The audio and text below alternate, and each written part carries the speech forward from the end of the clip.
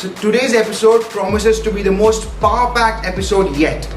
Today we will tell you how bad we are as a sporting nation, exactly what is wrong with our sporting culture, and what are the 4 M's that we must immediately address. We will also tell you what is being done and what needs to be done still.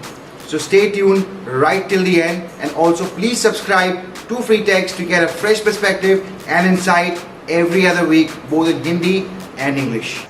We, a nation of 130 crore people, have managed just a total of 14 medals with a single gold since 1984. That's 36 long years. Our medal tally is so miserable that we couldn't even find another country to compare it with. So we had to actually compare our entire country's medal tally with individual athletes. But turns out even here, over 15 athletes have won more medals all on their own in their limited careers of 8 to 12 years than we have as a nation in over 36 years. Time for some more stats. Michael Phelps, the famous Olympic swimmer, has won twice the number of medals than we have as a nation since 1984. And even if for a moment we just keep the Olympic medals aside and just think about our global rankings in some of the popular sports that we play in our country, we will find that except for hockey, badminton and shooting, we're not even in top 10 in most of these sports. And even in some of the sports, we're not even in top 100. Of all the nations, even North Korea, a declared rogue nation, has got more medals than us in the last 35 years. Whereas I have grown up all my life believing their competitions are run like this. Olympic Games. Get set.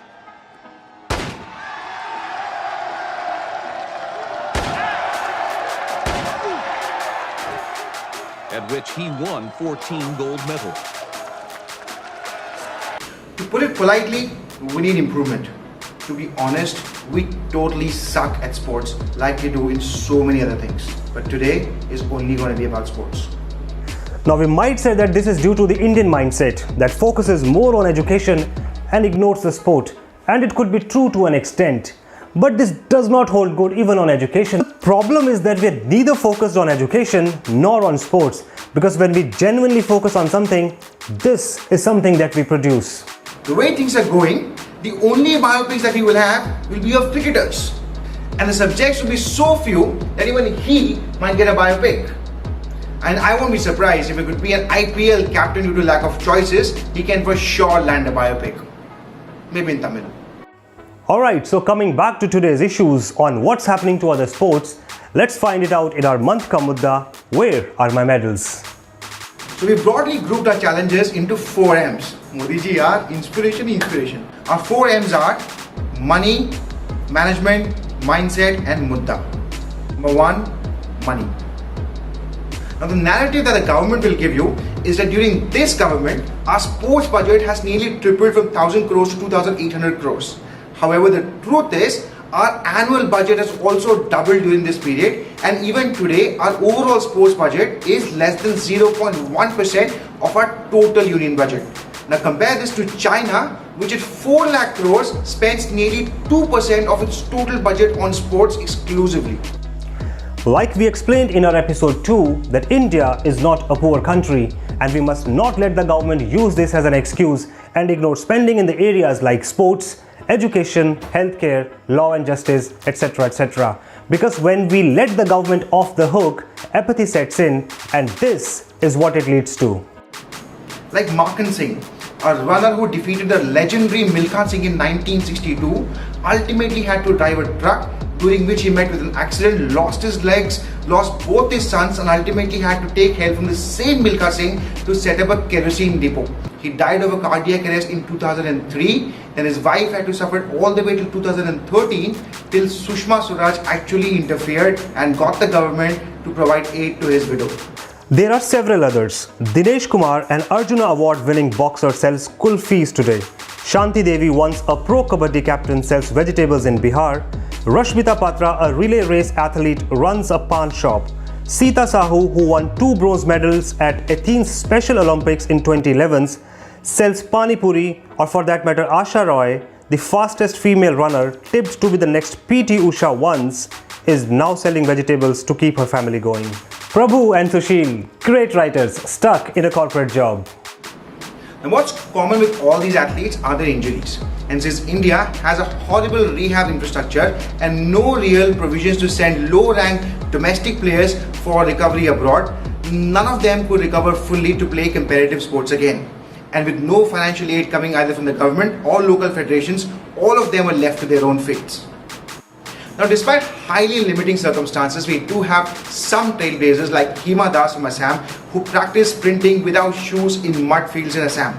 But with the right support locally, she was able to somehow break through to the Indian sprinting team that is, and was able to bag several awards at the Asian Games at the age of 19. She's also referred to as a Ding Express, and even Adidas today has a shoe line named exclusively after her. The government has also taken some baby steps, like the Target Olympic Podium Scheme, or simply call it as TOPS program, where the government will spend about 100 crores on 100 odd promising sports persons and get them ready for the Olympics 2020, which thanks to Corona has been cancelled this year. But 100 crores really? Compare this with UK, which spent 2,470 crores on 374 athletes back in 2017. That is our entire sports budget spent on a single event. To give you a perspective, Dhoni's biopic costed more than this. Alright, well, we are no sports experts, but this is something that we can do at least. Increase the spend on sports from current 0.1% to at least 2% of the total annual budget for the next 4 to 5 years. Encourage more private participation in the sports like this. And I understand that building up of any kind of sports infrastructure in the country takes some time. But till the time that happens, we can at least ensure that the sports persons who are registered with government bodies get enough stipend so that they don't have to quit and fend for themselves. Now imagine even if 1% of these people are totally passionate about their job, this investment will still be worth it. Last but not the least, please subscribe to our channel because this will not even cost you a single rupee. Our second M is management. Now this is one area where we have seen improvements from an era where we had him, to all of them who have literally commanded and governed the sports bodies of their respective states and even on national level with no or negligible experience of having played the sport themselves. To an era where we had an Olympic silver medalist, Rajvardhan Singh Rathod, who was appointed as a sports minister. He was also made head of Sports Authority of India, the highest sports governing body of the nation. Such moves at least made us believe that the government's heart and the mind are in the right place. However, since Modi Sarkar came back into power, Kiran Rijiju has now been made the Minister of Sports, who was earlier a Deputy Minister in the Home Ministry. Well, even here, if you scratch the surface, you will find out that even today, the second and third in-line positions in most of these sports bodies are political appointments. Now, we don't mean to say that only sportsmen can run sports bodies. For example, Lalit Modi has done far more to monetize himself and Indian cricket than anybody else before or after him. Mr. Dalmia was one of the finest BCCI administrators ever.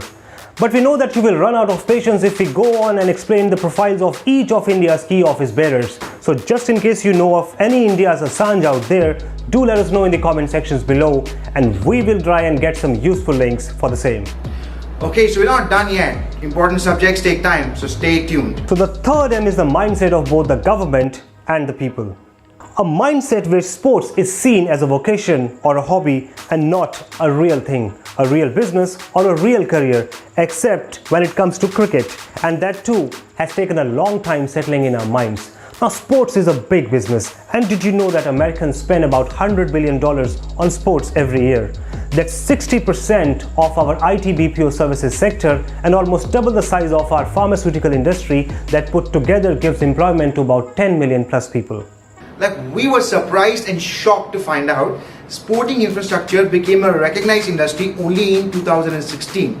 This only goes to show how less the governments in this country have cared about sports. Even my home science teacher had more respect in school. Well, thanks to the IPL, we now have a real business case. A case that you can use to understand what is possible when you start taking sports seriously and run it like a professional business. Well, there are critics in the market who would say that the IPL has damaged the purest form of cricket.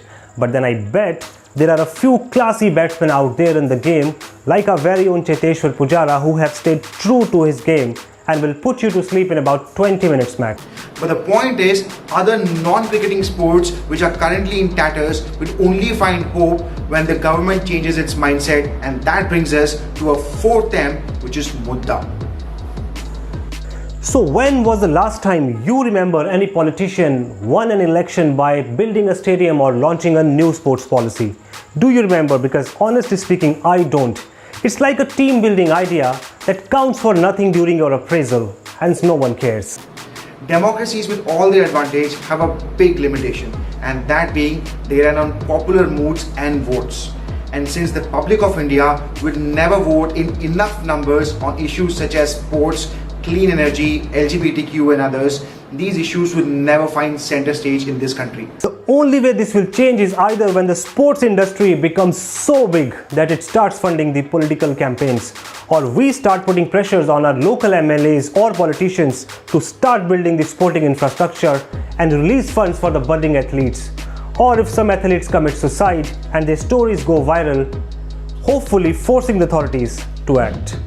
There are many more M's that we could add to this. Foremost being the media and how less these issues are reported and how easily our leaders are let off. But we promise to keep on reporting on issues that matter, but for today, that's all we have. To show your support to Freetext and to this cause, please widely share this video and do subscribe and press the bell icon. Also in the comment section, let us know if you would like us to make a follow-up of this episode to cover more topics and more issues. I hope you thoroughly enjoyed this. I am Prabhu. Thank you very much. God bless you. Like always, leaving you with some free text facts of hope, and hopefully these will bring in some relief. Hope you enjoyed today's topic. We'll be back with a brand new topic soon. Thank you for watching and goodbye.